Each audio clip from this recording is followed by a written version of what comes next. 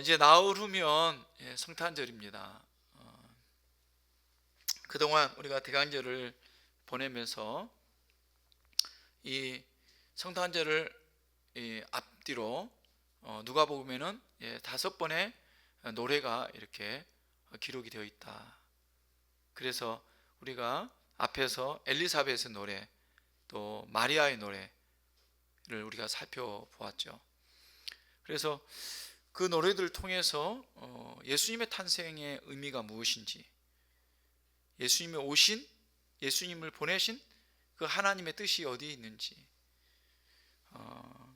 그러한 의미들을 우리가 살펴보았습니다. 오늘 우리가 함께 묵상할 노래는 세 번째로 스가랴의 노래입니다.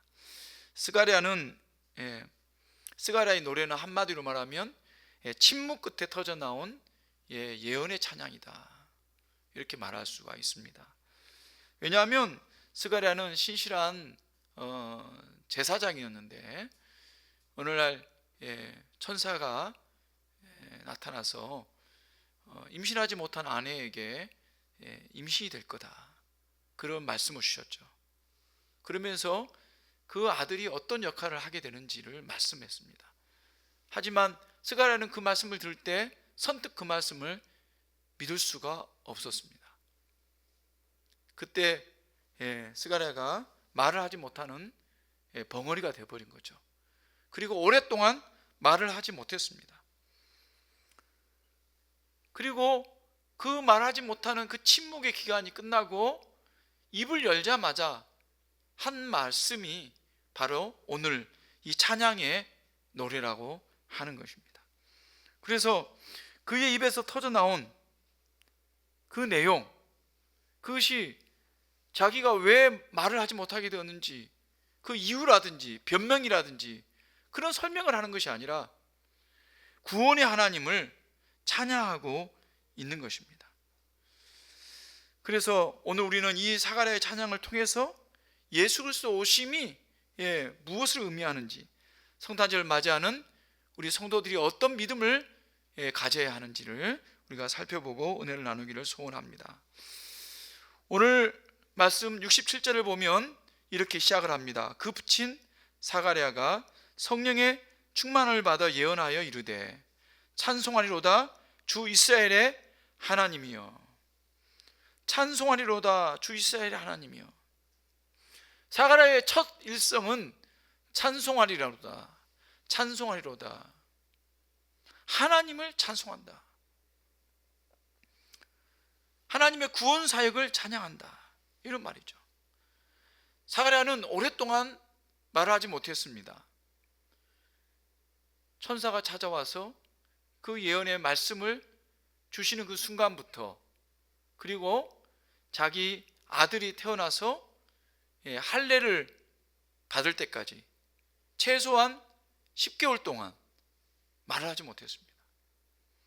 그래서 오늘 우리가 읽진 않았습니다. 그 앞에 있는 단락의 말씀을 보면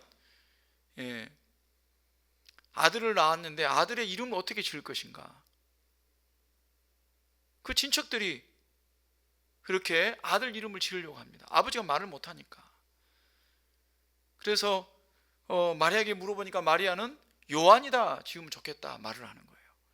그런데 이것은 그 자기 가문의 어떤 그런 전통을 따라서 짓는 이름이 아니다. 그래서 우리나라도 그런 게 있죠.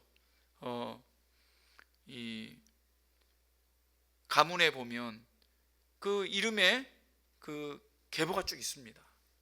그것을 따라서 보통 이름을 짓고, 특별히 양반 집안 높은 사람일수록 그걸 철저하게 지킵니다. 근데 그걸 이렇게 지키지 않으면 조금 뭔가 문제가 있는 사람처럼 취급을 하죠. 그래서 요한이라 지으면 안 된다는 식으로 친척들이 말리죠. 그런데 그때 스가랴에게 물어보니까 스가랴가 말은 못하니까 글로 쓰는데 마리아와 똑같이 요한이다. 이거 누가 주신 말씀입니까? 천사가 요한이라 하라고 그렇게 주신 말씀이잖아요. 그래서 그 말씀대로 기록을 하니까, 그리고 나니까 말을 할 수 있게 된 겁니다. 사가랴가 그렇게 말을 하면서 첫 마디가 하나님은, 구원의 하나님을 찬송한다고 말하고 있는 것입니다. 생각해 보십시오. 얼마나 말을 하고 싶었겠습니까? 얼마나 자기 사연에 대해 이야기하고 싶었겠습니까? 그리고 또 자기가 태어난 이 아기가 얼마나 대단한 아이인지 말하고 싶었겠습니까? 1장 17절에 보면 이 아이는 엘리야의 심령과 능력을 가진 아이로 태어날 것이고, 그래서 하나님께 귀하게 쓰임받는 아이라고 천사가 이야기해 줬습니다. 그러면 말을 하는 그 순간부터 자초지종을 이야기하면서 이 아기에 대해, 내 아기에 대해서, 귀한 아기에 대해서 아마 자랑을 하고 싶었을 것입니다. 그러나 사가랴는 그렇게 하지 않았습니다. 또 아기가 임신된 것만 해도 기적 아닙니까? 아기를 낳지 못하는 모든 사람들이 정말 엘리사벳은 이제 아기를 못 낳는다, 그런 여인이 임신을 했고, 그렇게 낳은 아기가 정말 하나님의 구원사에게 귀하게 쓰임받는 엘리야의 심령을 가진, 그런 능력을 가진 아기다, 이것을 말하지 않습니다. 먼저 하나님의 구원사역을 찬송하고 있는 것입니다. 그 찬송의 핵심이 무엇입니까? 그것은 이스라엘을 위한 구원의 뿔을 일으키셨다라는 말씀입니다. 68절 보면 찬송하리로다 주 이스라엘 하나님이여 그 백성을 돌아보사 속량하시며 우리를 위하여 구원의 뿔을 그 종 다윗의 집에 일으키셨으니 라고 말하고 있습니다. 여기서 자기 백성을 위하여, 여기 자기 백성은 이스라엘의 백성, 이스라엘 백성을 말하죠. 이스라엘 백성. 그런데 사실은 그 이스라엘 백성뿐만 아니라 택함 받은 모든 하나님의 백성을 말합니다. 이 세상에 있는 모든 하나님의 백성, 그 백성들을 어떻게 해요? 속량하기 위해서, 그 백성들을 속량하기 위해서 구원의 뿔을 일으키시다. 속량이 뭡니까? 속량이라고 하는 것은 구원하셨다는 의미죠. 속량이라고 할 때, 양이라고 하는 것은 돈을 주고 석방을 하는 것을 말합니다. 옛날에 구약시대에 어떤 사람이 종으로 팔리면 돈을 주고 다시 그것을 풀어줄 수가 있었습니다. 대략 은 30에 종을 사기도 하고 종을 풀어주기도 할 수 있는 것이죠. 그런데 그런 종이 풀려나는 것처럼 하나님께서 자기 백성을 풀려날 수 있도록 해주시기 위해서 이 땅에 오셨다는 것입니다. 다시 말하면 그 종들이 지금 어떤 상태에 있습니까? 종처럼 되어 있다는 겁니다. 하나님의 백성들이 종처럼 되어 있다, 포로가 되어 있다. 왜 그들이 종이 되고 포로가 되었습니까? 그것은 하나님의 말씀을 어겼기 때문이죠. 하나님 말씀대로 살지 않았기 때문입니다. 이 말씀은 이스라엘 백성들에게만 해당되는 말씀이 아닙니다. 이 땅에 있는 모든 백성들이 하나님 말씀대로 살지 못하고 죄 가운데 살기 때문에 죄의 종이 된 것입니다. 마귀의 종이 된 것입니다. 성경에는 마귀를 용이라고 합니다. 용의 백성, 용의 종, 용의 노예가 된 것입니다. 지금도 세상 사람들은 용을 구원자처럼 높이죠. 특히 동양 쪽에 보면 용을 숭상합니다. 용의 그림을 그리고 용의 모양을 본따서 조각을 만들고,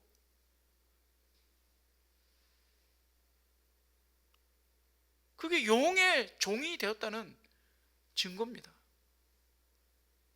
그 용이 다른 모습으로 수많은 윤구상으로 이 땅 가운데 사람들을 지배하고 있는 것입니다. 그런데 하나님 우리를 불쌍히 여기셔서 그 종된 우리들, 포로된 우리들을 건져내셨습니다. 어떻게 건져내셨습니까? 오늘 말씀 속량하셨다. 돈을 주고 건져내온 것과 마찬가지입니다. 속량금, 속전, 또 다른 성경은 속전이라고 말하고 있습니다. 예수님의 피가 우리를 구원하는 이 속전, 속량금이 된 것입니다. 다시 말하면 예수님이 자신의 피로 대가를 치르시고 은삼십과 같은 그런 대가를 치르시고 우리 각자, 우리 한 사람 한 사람을 구원하셨다고 하는 것입니다. 그러니까 다시 말해서 이 성탄절은 예수님께서 그 속전이 되기 위해서, 그 대가를 치르기 위해서 이 땅에 오신 날입니다. 다시 말하면 십자가의 죽으심으로 이 속전의 대가를 치르기 위해서 이 땅에 오신 날, 하나님의 입장에서 보면 이 성탄절은 어떻게 보면 고통의 날이 될 수가 있고 또 안타깝고 슬픈 날이 될 수가 있는 것입니다. 그 아들을 이 땅에 보내셔야만 한 그런 날입니다. 하지만 우리에게는 어떻습니까? 더없이 기쁜 날이죠. 우리가 기쁨을 누리지만 성부 하나님 마음을 우리가 알아야 됩니다. 그리고 그 하나님의 그 구원 계획에 온전히 순종해서 그 높은 모자를 버리고 이 땅에 내려오신 자신을 속량으로 드리기를 기뻐하신 예수님의 사랑을 깨닫는 날이 되어야 합니다. 오늘 69절에 보면 우리를 위하여 구원의 뿔을 그 종 다윗의 집에 일으키셨으니 라고 말씀하고 있습니다. 다윗의 집은 다윗의 가문을 말하죠. 다윗의 가문을 통해서 예수님이 오셨다, 이런 말씀을 하는 겁니다. 예수님은 요셉의 가문을 통해서 오셨습니다. 물론 예수님은 육신적으로 나신 것이 아니라 성령으로 잉태되어서 나셨죠. 하지만 법적으로는 요셉의 아들로 태어났습니다. 요셉의 가문은 다윗 왕의 가문입니다.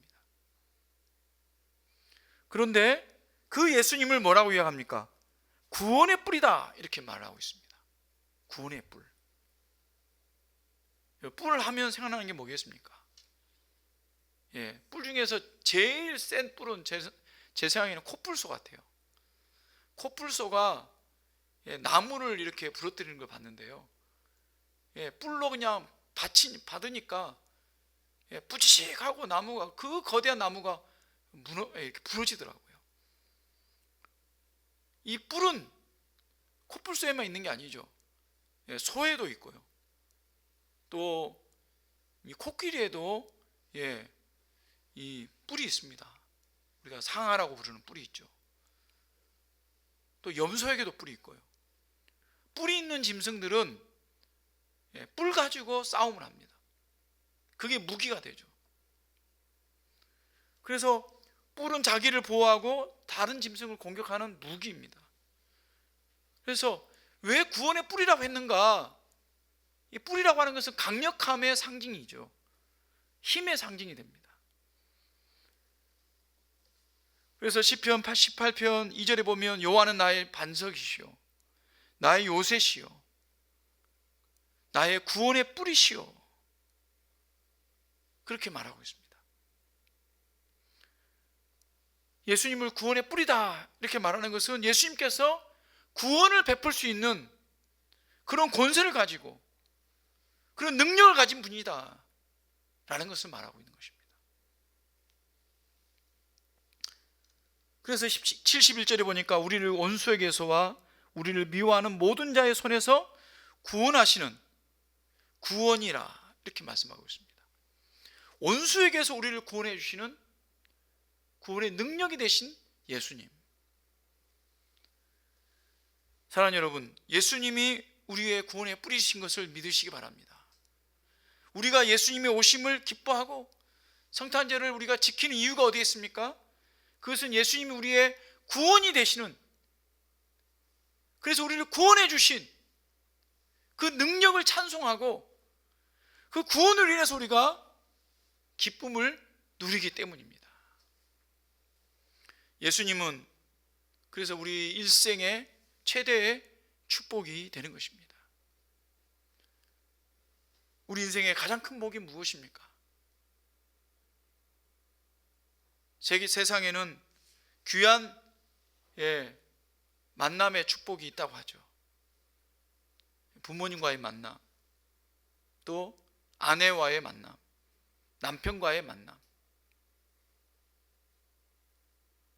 그런데 그보다도 더 중요한 만남이 있습니다. 그것은 바로 구원의 뿔 대신 예수님과의 만남입니다. 부모님과의 만남도 중요하고 배우자와의 만남도 중요합니다. 그러나 가장 중요한 만남은 우리 인생에 있어서 예수님과의 만남입니다. 왜냐하면 예수님과의 만남을 통해서 영원한 구원에 이를 수 있고, 예수님과의 만남을 통해서 우리가 하나님을 알 수가 있는 거예요. 나를 창조하시는 하나님을 만날 수 있습니다.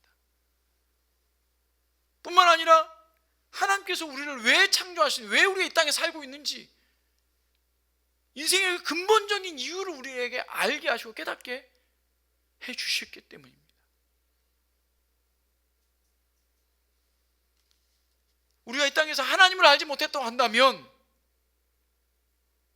우리가 살아가는 인생의 목적이 상실되어 버립니다. 그래서 어떤 사람은 돈이 없어지면 자살해 버립니다. 어떤 사람은 자기 지위가 흔들리면 자살해 버려요. 명예가 흔들리고 자존심이 상하면 자살해 버려요. 어떤 사람은 사랑이, 여자가 자신을 배신했다고, 사랑이 빼앗겼다고 세상을 다 잃은 것처럼 포기하고 살아가는 사람도 있습니다. 물론 다 중요하죠. 어떨 때는 돈도 중요합니다. 어떨 때는 명예도 중요하고요. 어떨 때는 사랑도 중요합니다. 그런데 그게 우리 인생의 최고의 목표가 될 수 있을까요? 결코 그렇지 않습니다. 어떤 사람은 부모를 잘못 만난 사람도 있어요. 부모에게 버림받은 사람. 우리 다니엘 기도에 간증하러 나온 많은 분들 중에 지금까지 역대 몇 년 동안 제가 보니까 간증한 사람들의 많은 분들이 고아로 자란 분들이에요. 입양을 간 사람들이에요. 또는 부모들의 어떤 핍박 때문에, 폭력 때문에 상처를 받은 사람들이에요. 그런 사람들은 삶에 무슨 의미가 있겠습니까? 부모의 만남이 인생 최고의 어떤 목적과도 같은 것이다 라고 생각한다면 그 사람들은 이미 패배자들이죠. 그러나 그렇지 않지 않습니까? 그럴지라도 그 사람들이 하나님을 만나면, 예수님을 만나면 인생이 달라지는 겁니다.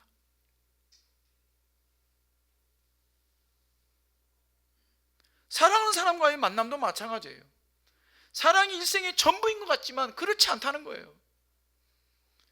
인간적인 사랑은 귀중하지만 그게 인생의 목표가 될 수 없다는 겁니다. 그렇지 않고도 얼마든지 잘 살아가는 사람들이 많습니다. 돈도 마찬가지고 명예도 마찬가지입니다.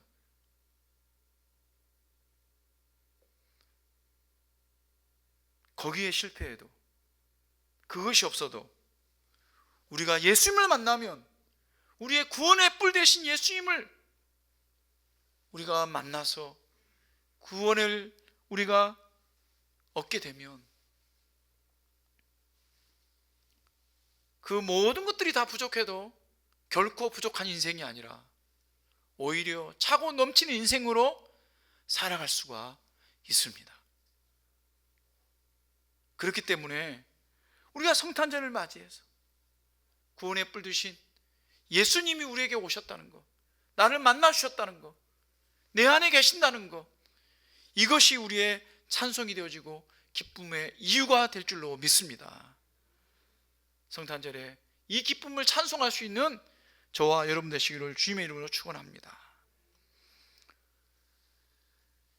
이 찬양의 초점이 이제 메시아에 대신 구원의 뿔에서 자기 아들 요한에 대해 또 이야기하게 됩니다. 76절에 보면 이 아이여 내가 지극히 높으신 이의 선지자라 일컬음을 받고 주 앞에 앞서가서 그 길을 준비하여 주의 백성에게 그 제사함으로 말미암는 구원을 알게 하리니 라고 말하고 있습니다.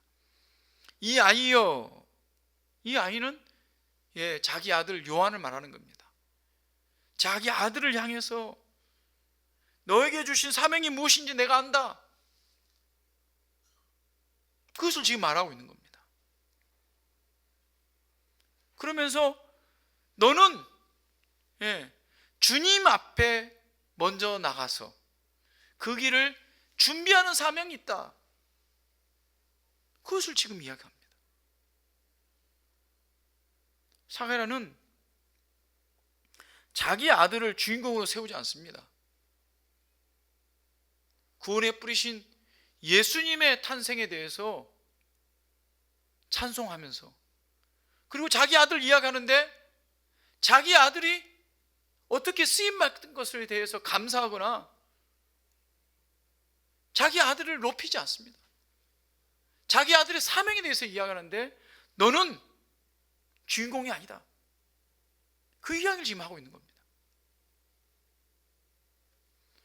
너는 주인공이 아니라 주인공 대신 주님을 예비하는 예비자이다,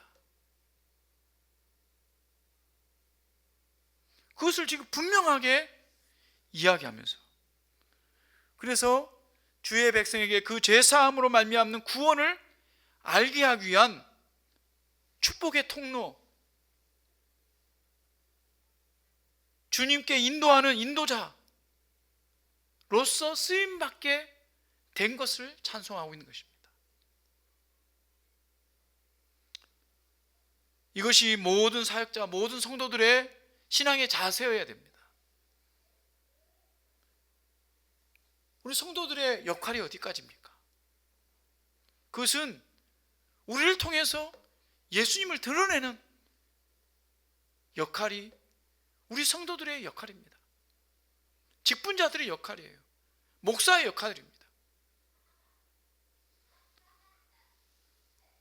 우리를 통해서 우리가 앞서가서 예수님께로 인도하는 자, 그리고 나면 나는 무익한 종입니다 라고 사라지는 존재가 성도가 되어야 되는 것입니다.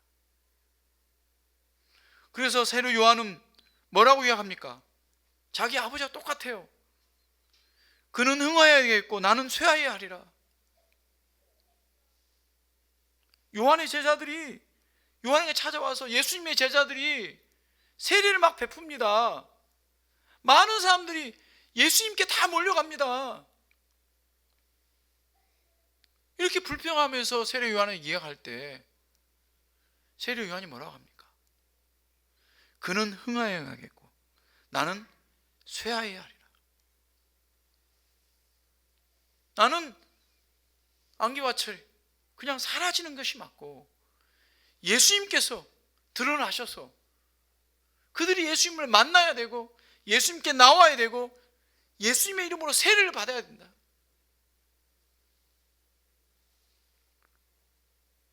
그렇게 세례 요한이 이야기하지 않습니까? 사가랴가 바로 자신의 아들의 사명에 대해서 분명하게 이야기하고 있습니다. 사랑하는 여러분, 우리도 이러한 사명을 가지고 신앙생활을 해야 됩니다. 여러분, 마중물이란 게 있죠. 옛날에는 수도 시설이 없었습니다. 그래서 우물에서 두레박으로 물을 길러야 됩니다. 근데 조금 나아진 게 뭐냐면 펌프가 생겼죠. 그래서 제가 어릴 때 시골에서 한 몇 년 안 살았어요. 근데 시골에서 살았을 때 기억에 남는 게 펌프가 있는 이장집이 기억이 남아요. 우리 집은 우물에서 두레박으로 이렇게 물을 폈는데 이장집에 가면 펌프로 물을 넣는 거예요. 그게 얼마나 신기한지. 어떻게 짓습니까? 펌프 안에다가 물을 부어야 돼요. 물을 부어가지고 이만큼, 펌프가 이만큼 한데 그 안에 한 두레박만 물을 딱 붓고 그 다음에 열심히 막 이렇게 펌프질을 하면 신기하게 물이 팍 쏟아져 나와요. 그게 너무너무 신기한 거죠. 그래서 우리 집에도 저런 게 있으면 좋겠다 이렇게 정말 그걸 부러워했던 그런 기억이 나는데요. 그때 필요한 게 마중물입니다. 마중물. 그 물이 들어가야지만 진짜 계속해서 펌프 속에서 물이 나오는 거죠. 하나님의 백성들은, 하나님의 일꾼들은, 성도들은, 먼저 믿는 우리들은 이런 마중물이 되는 것이 최고의 우리의 목표가 되어야 되는 겁니다. 근데 어떤 사람은 이 마중물이 되는 게 아니라 자기가 높임받고 자기가 드러나고 자기가 사람들에게 주목받는 것을 더 원하는 사람들이 있어요. 그런데 우리가 정말 하나님을 깊이 만나고 하나님 앞에 앞으로 나아가고 기도하면 그게 얼마나 정말 부끄러운 일인지 알게 되지 않습니까? 사랑하는 여러분, 우리는 우리 자신을 드러내는 것이 아니라 우리의 섬김과 우리의 수고와 우리의 희생으로 말미암아 주님이 드러나는 그것으로 기뻐하고 그것으로 감사할 수 있는 저와 여러분 되시기를 주님으로 축원합니다. 78절, 79절 말씀에는 사가랴 찬양의 하이라이트가 나옵니다. 우리 말씀을 같이 한번 읽으면 좋겠습니다. 78절, 79절입니다. 같이 읽겠습니다. 시작. 이는 우리 하나님의 긍휼로 인함이라. 이로써 돋는 해가 위로부터 우리에게 임하여 어둠과 죽음의 그늘에 앉은 자에게 비치고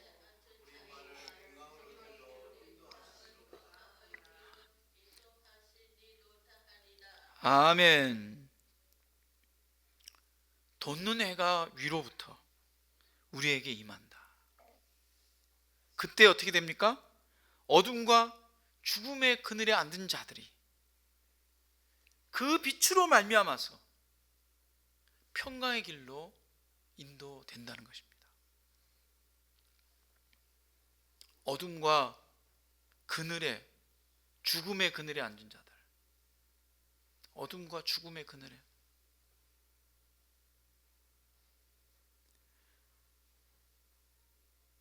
죽음의 그늘이 얼마나 무섭고 더럽고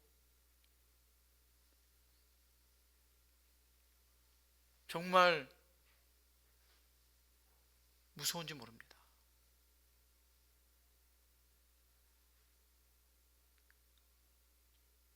어제도 뉴스에서 보니까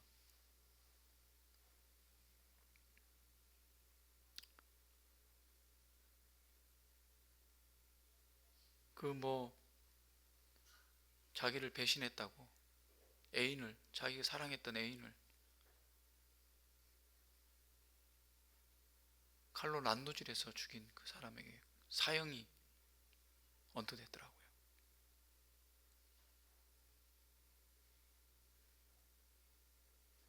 그 사람이 제정신으로 그 일을 했겠습니까? 이 죽음의 그림자는 무서운 겁니다. 이 죽음은 사탄이 이 세상을 지배하는 힘입니다. 이 죽음은 사람을 짐승으로 만드는 것입니다. 근데 세상 사람들이 죽음의 그늘 가운데 머물러 있어요. 우리나라가 OECD 나라 중에서 자살률이 가장 높은 나라입니다. 경쟁적으로 좀 잘 살고 모든 사람들이 다 행복한 것 같지만 사실은 이 죽음의 그늘에 갇힌 사람들이 너무너무 많습니다. 그 사람들은요, 눈에 보이지 않아요. 잘 드러나지 않아요.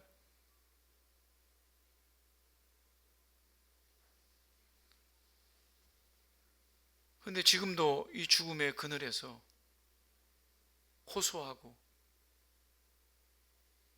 고통받고 있는 그들을 어떻게 구원할 수 있겠습니까? 온갖 술 중독, 알코올 중독, 마약 중독, 또 성중독, 또 사람들로부터 상처받아서 공황장애로 떨고 있는 사람들, 온갖 정신병에 시달리는 사람들, 사탄의 직접적인 간섭으로 말미암아 귀신 들려서 고통받는 사람들,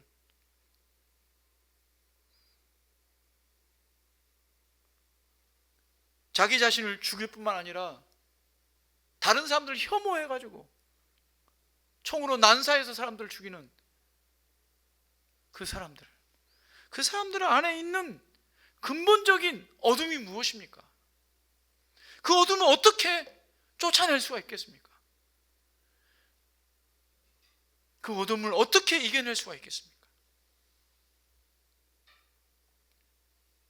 우리 인간의 힘으로는 도저히 스스로 일어날 수 없습니다. 오늘 말씀도 뭐라고 합니까? 위로부터 임한 빛이 그 어둠을 쫓아낸다고 말씀하고 있는 것입니다. 우리 인생이 구원받는 것은 우리 스스로 구원받을 수 없어요. 내가 열심히 착한 일을 한다고 해서 구원받는 것, 절대로 그렇게 할 수가 없습니다. 우리 힘으로, 우리의 노력으로 우리가 다 같이 착한 일을 많이 하고 선한 일을 많이 하면 우리 사회가 좋아지고 우리 사회가 정말 평화로운 완전한 그런 공동체가 될 것이라고 사람들은 말합니다. 그러나 착각입니다. 거짓입니다. 결코 그런 세상은 이루어질 수가 없습니다. 왜 그렇습니까? 인간 속에 있는 이 어둠이 결코 그것을 내버려 두지 않는 것입니다.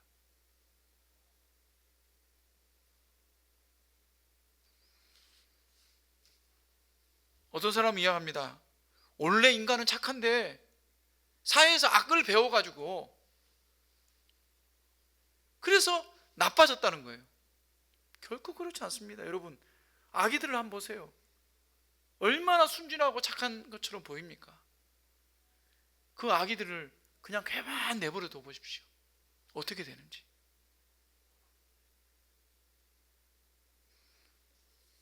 요즘 우리나라에도 애완견을 키우는 가정들이 많죠. 그래서 애완견을 가족처럼 여기고 이렇게 기르잖아요. 그런 애완견을 키우는 것도 마찬가지예요. 막 태어난 강아지 데려와서 입양해서 키우면 그냥 좋다 하고만 한번 키워보세요. 어떻게 되는지. 나중에는 주인을 그냥 물어뜯습니다. 자기가 대장인 것처럼 여겨요.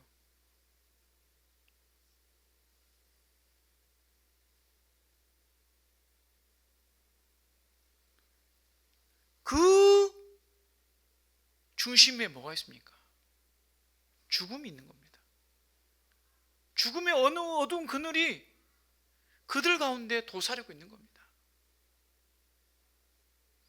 그것을 없앨 수 있는 방법, 인간의 노력이나 어떤 정치적인 혁명이나 사회적인 어떤 구조나 체계를 가지고 결코 만들어낼 수 없는 겁니다.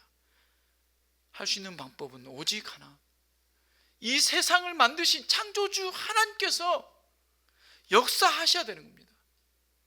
그 역사가 무엇입니까? 위로부터 임하는 빛, 구원의 뿌리신 예수님이 이 땅에 오시는 것입니다. 그래서 그분이 스스로 자신을 십자가에 죽음으로 자신을 내놓고 그 죄의 대가를 치르신 이후에야 구원의 빛이 세상 가운데 비춰질 수가 있는 것입니다. 우리 스스로 할 수 없는, 그래서 이 어둠의 그늘, 죽음의 그늘에서 벗어날 수 없는 우리를 구원하시기 위해서 우리 주님께서 위로부터 빛으로 임하신 날이 바로 성탄절입니다. 그렇기 때문에 이 날이 얼마나 대단한지, 얼마나 위대한지, 얼마나 역사적인지를 우리가 깨달아야 됩니다.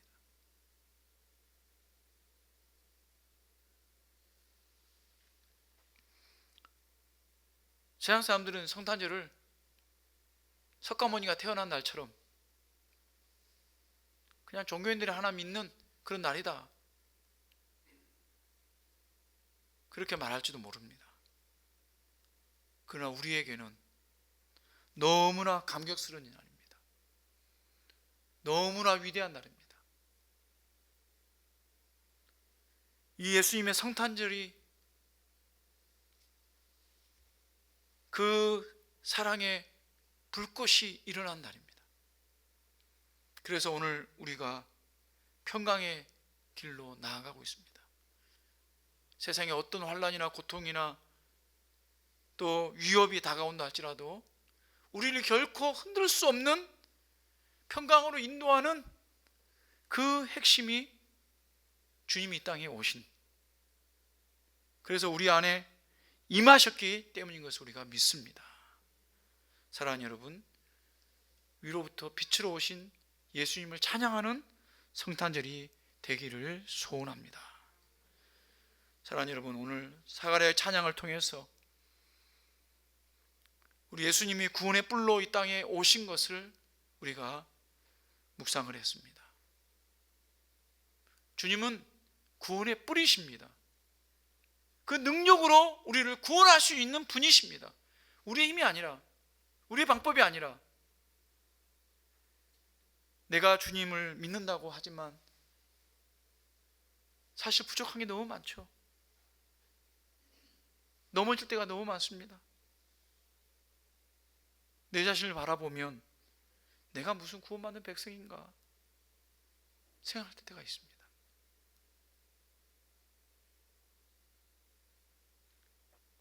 그러나 오늘 나의 이 죄악된 모습을, 그런 모습에도 불구하고 우리 주님께서